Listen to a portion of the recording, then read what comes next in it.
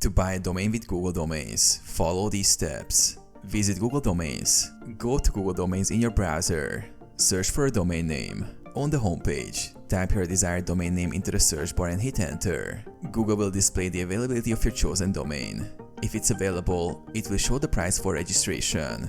If it's already taken, it will suggest alternatives. Select the domain. Once you find an available domain, click on it. You'll be taken to a page where you can review the domain details, including pricing and registration period. Add domain to cart. After reviewing, click Add to Cart to proceed to checkout. Sign in to Google account. Sign into your Google account or create a new one if you don't have one.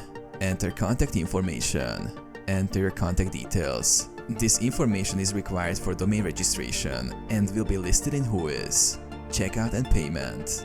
Review your order and complete payment using a credit card or other available payment methods. After successful payment, you will own the domain and can manage it through Google Domains.